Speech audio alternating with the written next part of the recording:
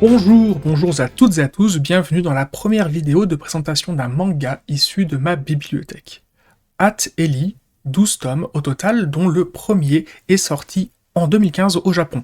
Il est disponible en France depuis 2018 aux éditions Kana. Il s'agit de la deuxième œuvre de l'autrice Fujimomo et sa première publication au format manga. At Eli est un shoujo dont les axes de narration sont l'amour, la comédie et le school life. La comédie est vraiment le point fort de la série. Il y a très peu de drame et cela n'est utilisé que pour donner un peu d'enjeu dans l'évolution du scénario amoureux. Ellie est une jeune lycéenne de seconde, sa petite caractéristique, unique en tant que personnage principal, est de tweeter ses fantasmes, c'est le démarrage de l'axe comédie du manga. Ellie a beaucoup d'imagination. Ellie est une fille d'apparence très effacée dont les camarades de classe ont tendance à abuser de sa gentillesse. Elle se définit comme étant tout en bas de l'échelle sociale du lycée et j'apprécie beaucoup le travail de définition du personnage et spécifiquement sa coupe de cheveux, cette petite tresse relâchée presque trop décontractée à la base, puis qui va progressivement s'entortiller et devenir toute stressée pour donner un ensemble esthétiquement peu soigné. Je trouve que c'est parfait, toute la personnalité de Ellie est dans cette coupe de cheveux et le rendu final correspond parfaitement à l'image qu'elle renvoie ou qu'elle croit renvoyer dans l'environnement de son lycée. Et je trouve le travail de composition de sa coupe de cheveux tellement bon que les rares cases où on la voit avec les cheveux détachés, ce n'est jamais dans des moments d'éclat, genre un final grandiose et débilement cliché, en robe de bal où tout le monde réalise qu'en fait elle était jolie depuis le début. Non, c'est toujours des moments hyper concrets et intimes, elle vient de sortir du bain et nous lecteurs on se dit « Ok, je connais ta personnalité Ellie, j'ai bien compris pourquoi tu crois que dès que tu sors de chez toi, tu dois être coiffée. » Mais en vrai, là, avec ton pyjama et ta serviette, moi je n'ai jamais vu ton visage respirer autant. Je repense à une engueulade qu'elle a avec le protagoniste masculin à un moment, et elle est tellement bouleversée que son premier réflexe après avoir quitté la scène, c'est de défaire sa tresse avec ses petites mains toutes crispées. Ces quelques cases de dessin étaient parfaites. Je sais bien que tout n'est pas parfait, surtout quand c'est la première série longue, ou presque longue, de cette autrice. Là, on a là où une majorité de shoujo sont des séries de 4 à 8 livres, At Eli dure quand même 12 tomes, mais juste pour voir et lire des scènes comme celle-là qui me paraissent si justes et si réalistes, j'ai envie de dire bon boulot. Alors, c'est marrant parce que je viens d'évoquer la présence d'un protagoniste masculin, et j'ai sous-entendu que tout n'était pas parfait. Alors, parlons du protagoniste masculin, Omi Akira. Le hasard va faire que le garçon le plus populaire du lycée va découvrir qu'il est le personnage utilisé pour alimenter les fantasmes tweetés de Ellie. Ennuyé par son quotidien, ce jeune garçon ordonne sa vie afin de déplaire à personne. Le caractère atypique de Ellie va transformer sa petite vie de lycéen parfait. Parfait, pas tant que ça. Fujimomo va nous présenter Omi dans deux situations différentes. La première, assez cliché, il est dans le couloir du lycée et plusieurs filles lui demandent s'il est disponible pour aller boire un verre après les cours. Ok, c'est bon, il est identifié comme étant un des garçons les plus populaires du lycée, c'est un peu comme ça que ça fonctionne dans tous les shoujo. Puis, sa seconde scène, avec lui, on le retrouve en train de glander dans la salle des profs, enfin, dans le bureau d'un prof. Et il nous est immédiatement présenté avec sa vraie personnalité, un jeune adolescent ennuyé de tout et pas très serviable, comme 90% de tous les ados de la Terre. Le petit problème dans ce récit, c'est que Fujimomo ne nous fait pas comprendre d'emblée, dès le tome 1, que Omi est très conscient de sa position de lycéen populaire et qu'il est convaincu qu'il doit tout faire pour conserver cette image de façade parce que c'est ce que les autres attendraient de lui et il a peur que sa vraie personnalité ne déplaise aux gens. Du coup, par la suite, il va y avoir des interactions entre Ellie et lui où on se dit en tant que lecteur « Mais qu'est-ce qu'il dit ce petit con ? J'ai envie de lui coller 3 tartes dans la gueule et il va vite redescendre sur terre. » Bon, j'avais ajouté le petit beau gosse des bacs à sable, mais bon, on n'est plus dans les années 90. Il va nous falloir plusieurs livres pour comprendre la personnalité de Omi. Et d'ailleurs, si tous les personnages secondaires, les PNJ, ne nous disaient pas tous que Omi est trop beau en tant que lecteur, je ne le saurais pas. Il n'est pas spécifiquement plus stylé ou avec un détail dans le dessin qui le mette plus au-dessus ou en valeur que son pote. À tel point que j'ai un peu cru qu'on serait dans ce genre d'histoire au début, où il est super proche de son pote, genre c'est des amis d'enfance, et que le pote en question aurait beaucoup plus d'importance dans l'histoire, en fait on le voit presque jamais. Il faudra un certain temps avant que Fujimomo ne se rappelle de son existence d'ailleurs. Mais ça, c'est l'effet des séries où l'autrice dans le cas présent, ne sait pas si l'éditeur va arrêter la publication dans 2 chapitres, dans 5 chapitres ou dans 10 chapitres. Fujimomo est très honnête dans les commentaires des livres, elle a complètement travaillé en étant systématiquement prévenue que sa série était prolongée que d'un livre supplémentaire. Au début, elle pensait que At Ellie serait un one-shot en espérant qu'on lui propose une prolongation. De fait, il serait très intéressant, je pense, de mettre la main sur le dernier chapitre du tome 1 dans sa première version, celle qui est prépubliée en magazine, car elle doit être assez différente de celle qui a fini par être validée pour le format livre. Mais vous imaginez bien la difficulté pour un auteur de travailler et de construire un récit cohérent avec tous nos personnages, sans en faire de simples PNJ. Lorsque tu es en train de bosser sur ton tome 3, que tu sais que tu auras un tome 4, mais que la possibilité d'un tome 5 est, elle, dépendante des ventes du tome 3 sur son premier tirage. Et ainsi de suite, livre après livre, toujours dépendant des ventes réalisées 2 livres plus tôt. C'est hyper pénible de travailler et d'effectuer cet exercice de création, de conception d'une histoire dans ces conditions. Alors, vous allez me dire, c'est pareil pour tout le monde, et puis on va pas financer un manga qui se vend pas. Vous auriez tout à fait raison, mais ce n'est pas parce que c'est une norme économique que cette réalité n'est pas humainement pénible à endurer. Alors, si j'analyse et constate certains éléments pour lesquels je pourrais me montrer très critique sur d'autres œuvres, je suis beaucoup plus mesuré et indulgent, si on veut, même si je n'aime pas trop ce mot car il me donne un rôle paternaliste et que ce rôle ne m'appartient pas, je suis un simple lecteur. Et nous aurons l'occasion de nous rendre compte que les maisons d'édition japonaises n'ont pas besoin de nous pour se comporter de manière très paternaliste envers leurs autrices. Non, je veux dire que en tant que lecteur, je suis conscient que je suis en train de lire la première œuvre de Fujimomo et pas sa 3e ou 4e. On verra dans ses prochains travaux comment elle traite ses protagonistes masculins entre les tomes 1 et tome 2. Recentrons-nous sur At Ellie. Vous y retrouverez tous les événements classiques des mangas de type School Life. Faire des chocolats pour la Saint-Valentin, réviser les examens, la fête du lycée, la fête du sport, etc. etc. Alors pourquoi lire ce manga d'amour adolescent plutôt qu'un autre ? Déjà vous faites ce que vous voulez, vous lisez tout ce que vous voulez, mais pourquoi celui-là ? Eh bien la différence, c'est l'axe comédie du récit qui fonctionne très bien sans pour autant être une fin en soi, l'évolution de la relation amoureuse étant bien l'objectif du récit. On n'est pas du tout dans la mouvance shoujo de Sawako, plus connue sous le nom de Kimi ni Todoke, où tout le récit était marqué par le drame amoureux et une totale incapacité des personnages à exprimer leurs sentiments. Attention, je ne dis pas que Kimi ni Todoke est un mauvais manga, je dis que son succès est légitime et qu'il a énormément influencé les histoires lycéennes d'amour dans le début des années 2010. At Ellie est le premier récit de Fujimomo qui passe ici de la case publiée uniquement en magazine à la case éditée en livre puis en série. Il y a plus de 10 ans entre Kimi ni Todoke, Sawako, et At Ellie, et cela se sent à la lecture. Des ressorts scénaristiques qui, avant, étaient artificiellement allongés, très dramatiques, sont ici gérés avec cohérence, simplicité et beaucoup plus rapidement. Et je ne vous cache pas que si, comme dans Kimi Todoke, à chaque fois que nos personnages avaient fait un pas vers l'autre, on avait eu un saut dans le temps pour nous faire comprendre que cela faisait 2-3 semaines qu'ils ne se sont pas adressés à la parole et que toute la progression est à refaire, ça m'aurait vraiment gavé. Je me serais justement dit, putain, encore un shoujo qui n'a pas évolué depuis 10 ans. On perçoit l'apprentissage et l'amélioration en tant qu'autrice de Fujimomo de livre en livre. Le premier livre est tout simplement excellent. Si vous aimez les shoujo mais que vous n'avez pas le temps ou l'envie de lire une série de 12 livres, lisez au moins le premier tome de At Ellie, vous n'aurez pas perdu votre temps. Dans les tomes 2 et 3, on voit la difficulté pour un jeune auteur, ou une jeune autrice ici, de créer et développer des personnages qui ne sont pas de son sexe. Ainsi, le protagoniste masculin est tantôt gentil et espiègle, puis tantôt juste moqueur, voire méchant, ce qui n'était clairement pas la définition initiale du personnage, c'est ce que je vous disais plus tôt. Puis les tomes 4 et 5, on voit la progression du travail de Fujimomo, les attitudes de certains protagonistes sont rectifiées intelligemment par l'intervention d'un personnage secondaire ou par un moment d'introspection. Je ne vais pas vous faire une analyse tome par tome, je vous dis juste que l'histoire progresse intelligemment. Je ne me suis jamais dit « cette péripétie est débile » où elle dessert complètement l'avancée du récit.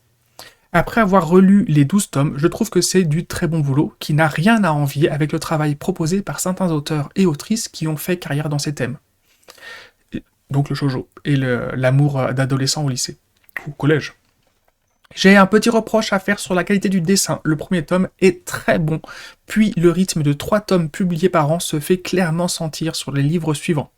Si les personnages ne sont pas dans un environnement spécial, comme une visite au temple pour le Nouvel An ou la chambre du petit ami, les décors sont souvent simplifiés au maximum. Et puis, tout d'un coup, on a une case parmi tant d'autres sur une page où Ellie est sur un banc dans une gare qui fourmille de détails. Puis, on se doute bien qu'il s'agit là d'un lieu que connaît personnellement l'autrice et qu'elle a certainement pris en photo. Mais c'est sympa, ça ancre notre personnage dans le réel. Car il faut bien reconnaître une particularité qui n'est pas spécifique au shoujo, mais qui est quand même très présente dans les mangas de type shoujo. C'est de faire beaucoup de plans serrés sur les visages, avec en fond un collage de trames via l'outil numérique. Selon moi, les collages de trames utilisés par Fujimomo ne sont jamais au hasard et font tout à fait sens vis-à-vis des situations et événements que vivent les personnages. Mais c'est dommage, car Fujimomo nous montre qu'elle a un très joli coup de crayon et qu'elle est tout à fait capable de nous proposer des beaux décors avec des profondeurs de champ. Même si parfois les lignes de fuite sont réduites au minimum, au moins il y en a. Je pense qu'il faut davantage reprocher le système économique et le marché très concurrentiel du manga au Japon qui oblige les auteurs à bosser comme des forcenés pour sortir 200 pages tous les 4 mois. En France, on a une loi très importante qui rationalise et uniformise les prix des livres. C'est pourquoi, mis à part les opérations de promotion, vous ne trouverez pas de manga en dessous de 6,50 €. La très vaste majorité des mangas sont entre 7,50 € et 9 €. Les mêmes livres au Japon sont entre 200 et 450 yens en fonction du contrat et de la notoriété de l'auteur, c'est-à-dire entre 1,24 € et 2,80 € le livre. Le Japon est un pays qui a la réputation d'avoir un coût de la vie particulièrement élevé. C'est faux, pas particulièrement, pas plus en tout cas que dans n'importe quel autre pays en mode de vie occidentalisé, occidentalisé. Le coût de la vie est très dépendant de la région où on vit et de la ville, surtout de la ville, voire même du quartier où on est installé et surtout si on consomme des produits locaux ou importés. Pour nous, Français, les loyers et les transports nous paraissent chers là-bas, mais on a tendance à oublier qu'on a un état de loi beaucoup plus social que la majorité des pays occidentaux. Je vous promets qu'un Anglais ne pense pas que le Japon est plus cher que l'Angleterre. En France, un auteur récupère entre 10% et 20% du prix de vente, suivant le contrat d'édition, voire jusqu'à 50% s'il arrive à faire sauter un maximum d'intermédiaires, mais du coup en transférant ses coûts à sa charge. Bon, la comparaison n'est pas supposée tenir vis-à-vis du fonctionnement du Japon, on est d'accord, mais ça vous laisse imaginer pourquoi les auteurs et autrices sont dans un système où ils sont obligés de littéralement pisser du dessin semaine après semaine, sans jour de repos. D'où la qualité très variable des dessins dans une même œuvre, d'un chapitre à l'autre, et Ateli ne fait pas exception. Et malgré mon laïus sur le dessin et les contraintes de production et de rendu, eh bien mon impression est que sur l'ensemble du manga, la qualité du dessin de Fujimomo est dans la moyenne haute de ce qu'on trouve généralement dans le dessin typique du shoujo, qui, ne nous voilons pas la face, est souvent assez cliché. Soulignons que Fujimomo a majoritairement travaillé seule, comme beaucoup d'autrices de shoujo d'ailleurs. Je me doute bien que son éditrice a pu lui envoyer 1 ou 2 assistants dans les semaines où elle avait pris du retard, ce qui est normal, et vous avez compris le crédit que j'apporte au travail de cette jeune autrice. Donc je vous recommande Ateli, je pense que c'est un bon shoujo sur le thème de l'amour lycéen. Dans l'ensemble, le dessin est très bon, l'accent étant mis sur l'attention portée au personnage. Les proportions sont nickel, jamais de doigts tordus ou manquants. Les personnages ne sont pas des Playmobil uniquement différenciés par leur coupe de cheveux. D'ailleurs, on n'a pas du tout cet effet perruque ou casque, comme si les cheveux n'étaient pas un élément cohérent sur la tête des personnages. Tous les personnages sont attachants, parfois un peu benets pour nourrir le côté comédie ou faciliter une incompréhension de communication, mais jamais stupide, et c'est toujours très cohérent avec le caractère très émotif, égoïste et autocentré qu'ont tous les adolescents. Dans ma bibliothèque, il est résumé et noté ainsi. 65% comédie, 35% romance. Sa force, c'est les protagonistes féminins, les persos masculins sont un peu plus clichés. 14 sur 20. Alors oui, j'ai noté sur 20 tous les mangas, au fur et à mesure que je les lis. Pourquoi Au début, c'est vrai, je me disais oui, ça fait un peu puéril, un peu scolaire, et je comprends tout à fait cette critique, et c'était celle que j'avais aussi, et c'est pour ça que je le faisais pas. Et je faisais juste une petite notation, je notais 2 choses. Je notais la violence du manga, et je mettais en des petites étoiles, voilà, 1, 2, 3, 4, 5 étoiles. Et puis en fait, au bout d'un moment, j'avais tellement de mangas chez moi que j'ai fini par... en fait, j'avais des 3 étoiles et demie, 3 étoiles 45, 3 étoiles et quart. Bon quitte à faire du détail, autant faire des notes sur 20. Au moins, j'ai un râtelier, une range, une disponibilité de notes bien plus large, donc Ateli est noté 14 sur 20, ce qui est une note plutôt correcte dans ma bibliothèque. Après avoir parlé du manga, un petit mot maintenant sur le jeune parcours de l'autrice Fujimomo. Je le ferai pas à chaque fois, mais je trouvais que c'était intéressant pour cette première vidéo. Fujimomo est donc une autrice spécialisée de shoujo. En 2014, elle écrit Machiko wa Oberakake, C'est donc son premier travail publié. Ce récit est diffusé dans le magazine de prépublication The Dessert, ou The Dessert, je sais pas comment il le prononce. The Dessert est un magazine bimestriel, c'est-à-dire une fois tous les 2 mois. The Dessert fonctionne en supplément du magazine mensuel Dessert, qui appartient à la maison d'édition Kodansha. Dessert est une référence du magazine de prépublication pour les shoujo au Japon. Au Japon, énormément de mangas, si ce n'est la majorité, passent par la case prépublication par chapitre. Cette prépublication se fait dans des magazines spécialisés que l'on trouve à la fois en librairie, en supermarché, voire même dans les petites supérettes de quartier pour les magazines les plus populaires comme le Shonen Jump. Et même des auteurs et autrices extrêmement populaires, et qui n'auraient pas besoin de prépublication pour faire connaître et vendre leurs œuvres, passent toujours par la prépublication en magazine. Lorsque dans un magazine, lorsque dans un manga, vous avez le résultat d'un concours de popularité des personnages.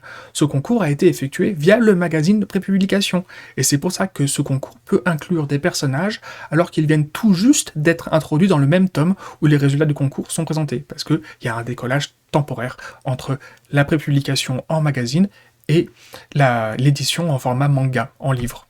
Quand vous lisez sur internet des chapitres en avance, en fantrad, clin d'œil, ils sont très souvent issus de scans de ces magazines de prépublication.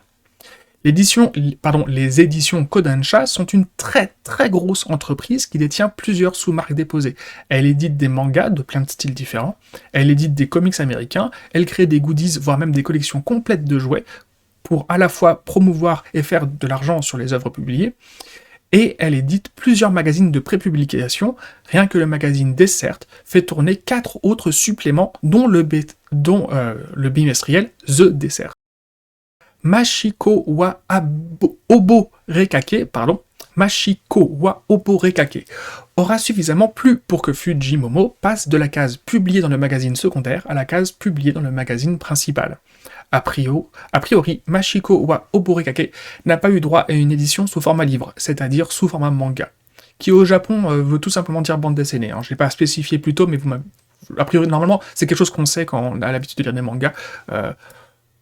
D'ailleurs, beaucoup de critiques là-bas ont tendance à faire exprès d'arrêter de dire manga pour dire au contraire comics, Japanese comics ou bande dessinée, pour un peu bousculer nos points de vue occidentaux.